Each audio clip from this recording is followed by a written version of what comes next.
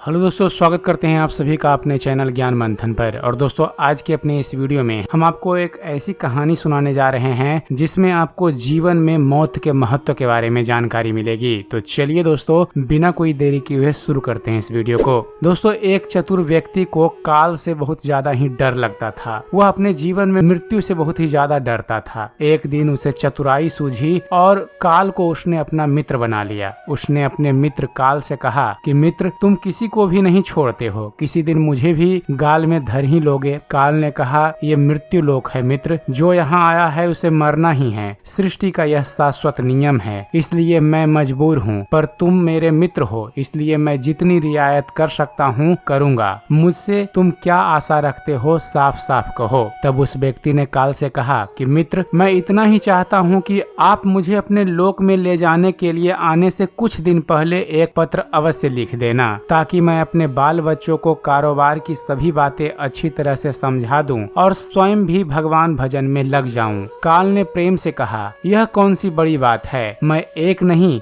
आपको 4 पत्र भेज दूंगा। चिंता मत करो, चारों पत्रों के बीच समय भी अच्छा खासा होगा, ताकि तुम सचेत होकर अपना काम निपटा लो। मनुष्य बड़ा प्रसन्न हुआ, सोचने लगा कि आज मेरे मन से काल का भय भी निकल गया। मैं जाने से पूर्व अपने सभी कार्य पूर्ण करके जाऊंगा तो देवता भी मेरा स्वागत करेंगे। दिन बीतते गए, आखिर मृत्यु की घड़ी आ पहुंची। काल अपने दूतों सहित उसके समीप आकर बोला, मित्र, अब समय पूरा हुआ, मेरे साथ चलिए। मैं सत्यता और दृढ़ता पूर्वक अपने स्वामी की आज्ञा का पालन करते हुए एक क्षण भी तुम्हें और यहाँ नहीं छोड़ूंगा। मनुष्य के माथे पर बल पड़ गया, भ्रुकुटी तन गई और कहने लगा, धिक्कार है तुम्हारे जैसे मित्रों पर। मेरे साथ विश्वासघात करते हो, तुम्हें लज्जा नहीं आती? तुमने मुझे वचन दिया था कि लेने आने से पहले मैं तुम्हें 4 पत्र लिखूंगा। मुझे बड़ा दुख है कि तुम बिना किसी सूचना के अचानक दूतों सहित मेरे ऊपर चढ़ गए। मित्रता तो दूर रही, तुमने अपने वचनों को भी नहीं निभाया। काल हंसा और बोला, मित्र,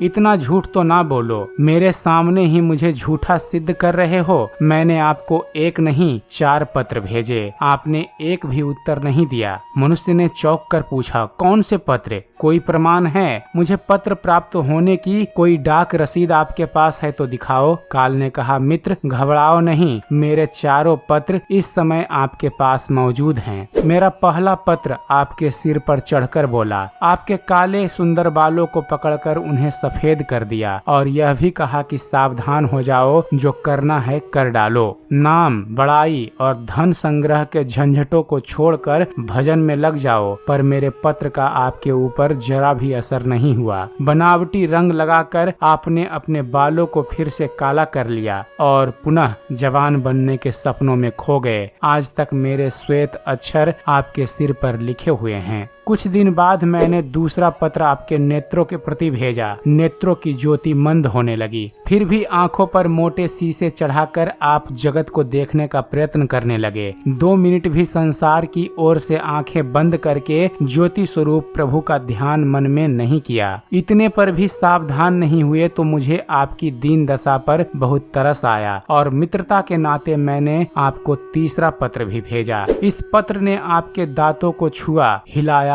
और तोड़ दिया। आपने इस पत्र का भी जवाब ना दिया, बल्कि नकली दांत लगवाए और जबरदस्ती संसार के भौतिक पदार्थों का स्वाद लेने लगे। मुझे बहुत दुख हुआ कि मैं सदा इसके भले की सोचता हूँ और यह हर बार एक नया बनावटी रास्ता अपनाने को तैयार रहता है। अपने अंतिम पत्र के रूप में मैंने रोग, क्लेश तथा पीड़ाओं को भेजा, परंतु आपने अहंकार बस सब अनसुना कर दिया। जब मनुष्य ने काल के भेजे हुए पत्रों को समझा तो वह फूट फूट कर रोने लगा और अपने विपरीत कर्मों पर पश्चाताप करने लगा। उसने स्वीकार किया कि मैंने गफलत में शुभ चेतावनी भरे इन पत्रों को नहीं पढ़ा। मैं सदा यही सोचता रहा कि कल से भगवान का भजन करूंगा, अपनी कमाई अच्छे शुभ कार्यों में लगाऊंगा, पर वह कल नहीं आया। काल ने कहा, आज तक तुमने जो कुछ भी किया राग, रंग, स्वार्थ और भोगों के लिए किया। जानबूझकर ईश्वरीय नियमों को तोड़कर जो काम कर करता है वह अक्षम्य है। मनुष्य को जब अपनी बातों से काम बनता नजर नहीं आया तो उसने काल को करोड़ों की संपत्ति का लोभ दिखाया। काल ने हंसकर कहा, मित्र, यह मेरे लिए धूल से अधिक कुछ भी नहीं है। धन, दौलत, शोहरत, सत्ता, ये सब लोभ संसारी लोगों को बस में कर सकता है, मुझे नहीं। मनुष्य ने पूछा, क्या कोई ऐसी वस्तु नहीं है जो तुम्हें भी प्रिय हो, जिससे तुम्हें लुभाया जा सके? ऐसा कैसे हो सकता है? काल ने उत्तर दिया, यदि तुम मुझे लुभाना ही चाहते हो तो सच्चाई और शुभ कर्मों का धन संग्रह करते। यह ऐसा धन है जिसके आगे मैं विवश हो सकता था, अपने निर्णय पर पूर्ण विचार को बाध्य हो सकता था, पर तुम्हारे पास तो यह धन ढेले भर का भी नहीं है।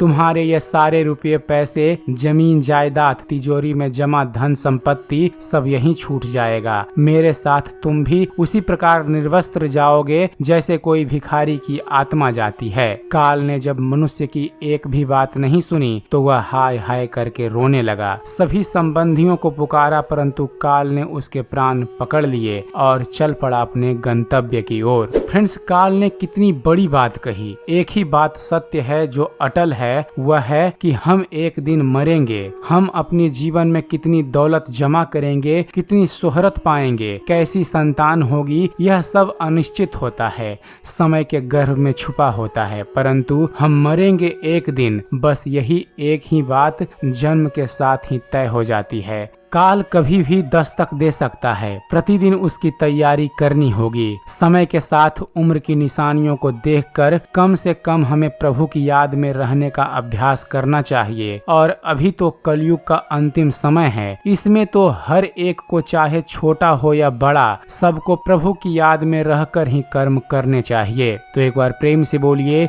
जय श्री कृष्ण, जय श्री राधे। तो उम्मीद करते हैं फ्रेंड्स आप सभी को हमारा ये वीडियो पसंद आया होगा। वीडियो पसंद आया हो तो वीडियो को लाइक और शेयर करना मत भूलिएगा। और ऐसे ही ज्ञानवर्धक वीडियो देखते रहने के लिए आप हमारे इस चैनल ज्ञान मंथन को सब्सक्राइब जरूर कीजिएगा। आप हमारे इस चैनल को सब्सक्राइब कीजिए और देखते रहिए, जानते रहिए। धन्यवाद। जय हिंद।